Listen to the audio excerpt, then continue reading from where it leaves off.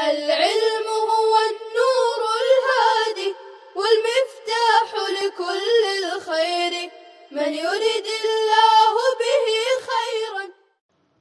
بسم الله الرحمن الرحيم نحمده ونصلي على رسوله الكريم أما بعد. قال المصنف رحمه الله: والمعطوف في حكم المعطوف عليه ومن ثم لم يجز فيما زيد بقائم أو قائما ولا ذاهب عمرو إلا الرفع، وإنما جاز الذي يطير فيغضب زيد الذباب لأنها فاء السببية، وإذا أطف على عاملين مختلفين لم يجز خلافا للفراء إلا في نحو في الدار زيد والحجرة عمرو خلافا للسبوي. اور معطوف علیہ کے حکم میں ہوتا ہے،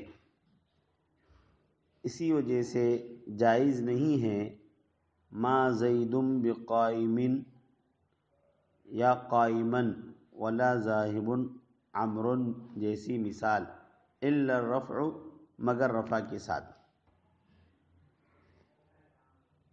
وَإِنَّمَا جَازَ الَّذِي يَطِيرُ اور الَّذِي يَطِيرُ فَيَغْضَبُ زَيْدٌ الذُّبَابُ والی ترکیب جائز ہے اس لیے کہ فَيَغْضَبُ میں فا سببیہ ہے. وَإِذَا عُطِفَ عَلَى عَامِلَيْنِ مُخْتَلِفَيْنِ لَمْ يَجُزْ اور جب دو مختلف عاملوں کے معمول پر عطف کیا جائے تو جائز نہیں ہے.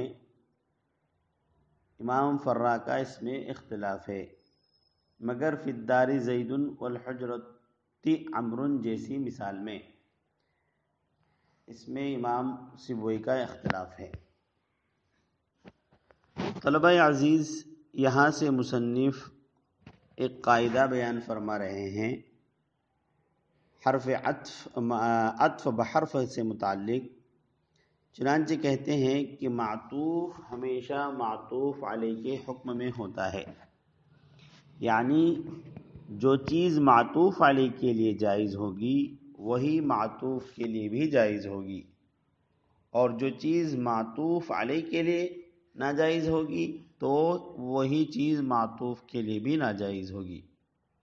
جیسے جاء زید و عمرو، اس مثال میں زید معطوف علیہ ہے اور عمرو معطوف ہے. زید جاء کا فاعل ہونے کی وجہ سے مرفوع ہے تو رفع واجب اور نصب اور جر ناجائز ہے.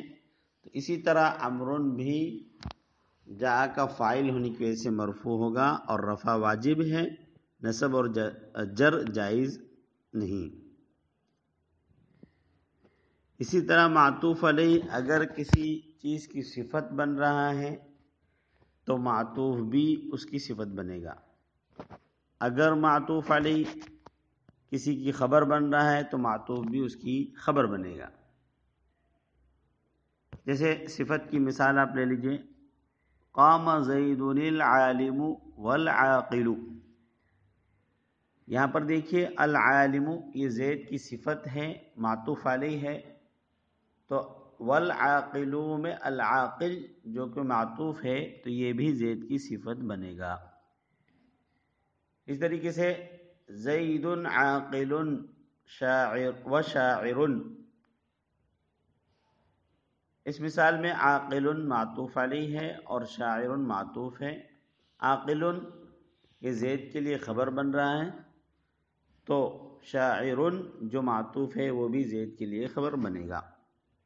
اسی طرح اگر معطوف علیہ میں کوئی ضمیر ہو تو معطوف میں بھی اس ضمیر کا ہونا ضروری ہے. جیسے قام الذی صلی وصام، صلی کے اندر ضمیر ہے جو الذی اسم موصول کی طرف لوٹ رہی ہے، وصام جو اس کا معطوف ہے تو اس میں بھی ایک ضمیر ہے جو الذی اسم موصول کی طرف لوٹ رہی.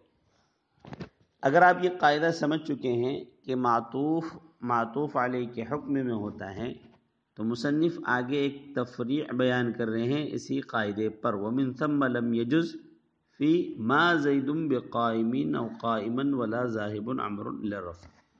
یہاں سے ایک تفریع پیش کر رہے ہیں کہ ما زید بقائمین ولا ذاہب عمرا، اصل میں یہ دو مثالیں ہیں. مصنف نے او کہہ کر جو ہے دو مثالوں کی طرف اشارہ کر دیا کہ ما زید بقائمن، اس کو اس طرح بھی پڑھ سکتے ہیں، اور ما زید قائمن اس طرح بھی اس کو پڑھ سکتے ہیں، اس طرح مثال اس کی بن سکتی. تو ما زید بقائمن ولا ذاہب عمر اور ما زید قائمن ولا ذاہب عمر. مصنف فرما رہے ہیں کہ رفع کے علاوہ اس میں نصب اور جر جائز نہیں ہے. رفع صرف پڑھ سکتے ہیں، نصب اور جر جائز نہیں ہے، اس لیے کہ ولا ذاہب امر، اگر آپ اس کو مجرور پڑھیں ولا ذاہبن اور بقائمن پر عطف کریں گے، آپ کہ قائمن پر عطف کریں گے اور قائمن مجرور ہے تو ذاہبن کو آپ مجرور پڑھ لیں. اس طریقے سے اگر قائمن ہو ما زید قائمن اور قائمن پر عطف کرتے اگر اس کو منصوب پڑھیں کہ ما زید قائمن ولا ذاہبن عمر، تو کہہ رہے ہیں کہ مجرور اور منصوب پڑھنا یہ جائز نہیں ہے، اس لیے کہ قائمن بقائمن یا قائمن دونوں صورتوں میں اس کے اندر ہوا ضمیر فاعل موجود ہے جو زید کی طرف لوٹ رہی ہے، اور ذاہبن میں کوئی ایسی ضمیر نہیں ہے جو زید کی طرف لوٹ رہی ہو، کیونکہ ذاہبن کا فاعل عمرن اس میں ظاہر کی شکل میں آگے موجود ہے. حالانکہ بھی قاعدہ پڑھا ہے کہ معطوف علیہ میں اگر کوئی ضمیر ہو تو معطوف میں بھی ضمیر کا ہونا ضروری ہے، اس لیے کہ معطوف علیہ کے حکم میں ہوتا ہے، اور یہاں پر ذاہبن میں کوئی ضمیر نہیں ہے اور قائمن میں ضمیر ہے، لہذا یہ قاعدہ ٹوٹ گیا. اس قاعدے کی ٹوٹنے کی وجہ سے کہہ رہے ہیں کہ مجرور اور منصوب پڑھنا جائز نہیں ہے. ہاں مرفوع پڑھنا جائز ہے، مرفوع میں یہ ترکیب صحیح ہو جائے گی، اور اس صورت میں مرفوع پڑھنے کی صورت میں ذاہبن کو خبر مقدم بنائیں گے اور عمرن کو مبتدا مؤخر، یا ذاہبن کو مبتدا کی قسم ثانی اور عمرن کو قائم مقام فاعل ہو کر خبر بنائیں گے. اب اس صورت میں ولا ذاہب امر یہ پورا ایک جملہ ہوگا اور پورے جملے کا عطف جملے پر ہوگا. آگے مصنف نے وَإِنَّمَا جَازَ الَّذِي يَطِيرُ فَيَغْضَبُ زَيْدٌ الذُّبَابُ، یہاں سے ایک سوال مقدرہ کا جواب دے رہے ہیں. سوال یہ پیدا ہوتا ہے کہ ابھی ماقبل والی مثال کو صرف اس لیے ناجائز بتایا گیا کہ وہاں معطوف علیہ میں ضمیر عائد تھی، یعنی قائمن یا بقائمن میں ضمیر عائد تھی، اور معطوف یعنی ذاہبن میں ضمیر نہیں تھی، اس لیے وہ ناجائز ہو گئی. حالانکہ ایک مثال ہے الذی یطیر فیغضب زید الذباب، اس مثال میں یغضب کا عطف یطیر پر ہے، حالانکہ یطیر میں ایک ضمیر ہے جو الذی اس میں موصول کی طرف لوٹ رہی، اور یغضب میں کوئی ضمیر نہیں ہے، اس لیے کہ اس کا فاعل اس میں ظاہر زیدن ہے. پھر بھی اہل عرب کے نزدیک یہ ترکیب جائز ہے. صاحب کافیہ نے وَإِنَّمَا جَازَ الَّذِي يَطِيرُ فَيَغْضَبُ زَيْدٌ الذُّبَابُ سے اس کا جواب دیا ہے کہ یہ ترکیب جائز ہے، اور اس کی جائز ہونے کی وجہ یہ ہے کہ یہ فا جو ہے فَيَغْضَبُ میں فا جو ہے یہ حرف عطف نہیں ہے، تو معطوف علی کی ترکیب نہیں ہے، بلکہ اس میں جو فا ہے وہ فا سبب کا ہے، اور جب فا سببیت کا ہے لہذا مذکورہ قاعدہ نہیں ٹوٹا، اس لیے کہ مذکورہ قاعدہ تو عطف کے بیان میں ہے، تو یہ فا عطف کا نہیں ہے بلکہ فا سبب کا ہے. آگے مصنف نے وَإِذَا عُطِفَ عَلَىٰ عَامِلَيْنِ مُخْتَلِفَيْنِ، ایک عطف سے متعلق ایک اہم مسئلے کی طرف رہنمائی کی ہے. فرمایا ہے کہ ایک حرف عطف کے ذریعے دو مختلف عاملوں کے معمول پر عطف کرنا صحیح ہے یا نہیں، اس بارے میں کیا حکم ہے؟ اس میں صاحب کافیہ نے 3 مذاہب کا ذکر کیا ہے کہ اس میں 3 قول ہیں.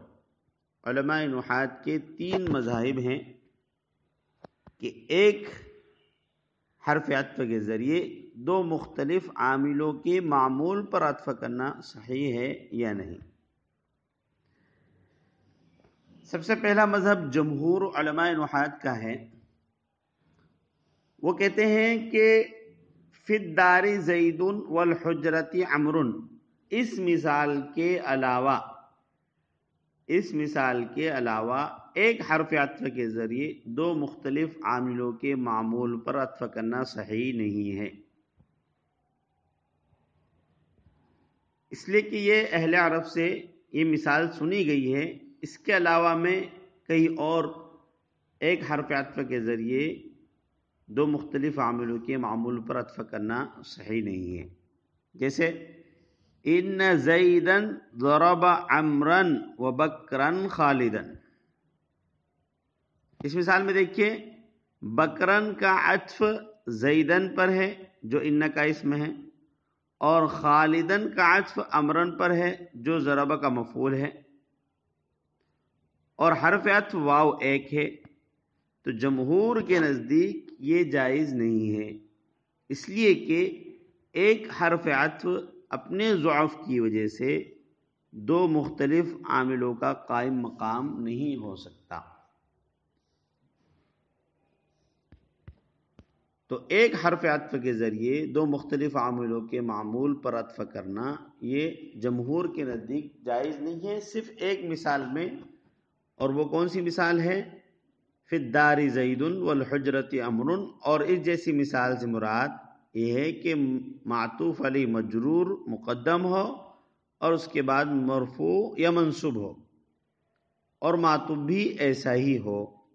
مرفوع کی مثال تو ہم نے دی فی الدار زید والحجرۃ عمر، منصوب کی مثال ان فی الدار زیدا والحجرۃ عمرا. بہرحال تو اس مثال کے علاوہ ایک حرف عطف کے ذریعے 2 مختلف عاملوں کے معمول پر عطف کرنا صحیح نہیں ہے جمہور کے نزدیک. یہ ایک مسلک ہو گیا. خلاف الفراہ، یہاں سے مصنف دوسرا مسلک بیان کر رہے ہیں، دوسرا مذہب بیان کر رہے ہیں امام فراہ. امام فراہ کے نزدیک ایک حرف عطف کے ذریعے 2 مختلف عاملوں کے معمول پر عطف کرنا مطلقاً جائز ہے، بالکل جائز ہے. مطلقاً جائز ہے اس کا مطلب یہ ہے کہ چاہے یہ مثال جو آپ نے دی یہ ہو یا اس کے علاوہ کوئی بھی مثال ہو، ہر جگہ جو ہے جائز ہے. اور وہ یہ کہتے ہیں کہ جب یہ مثال فی الدار زید والحجرۃ عمر والی مثال علماء نحو کے یہاں بالاتفاق جائز ہے، تو اسی پر قیاس کرتے ہوئے دوسری تمام ترکیبیں بھی جائز ہونا چاہیے. لیکن ہم امام فراہ کا جواب یہ دیں گے کہ یہ مثال فی الدار زید والحجرۃ عمر خلاف قیاس ہے، اہل عرب سے صرف سنی گئی، سماعی ہے.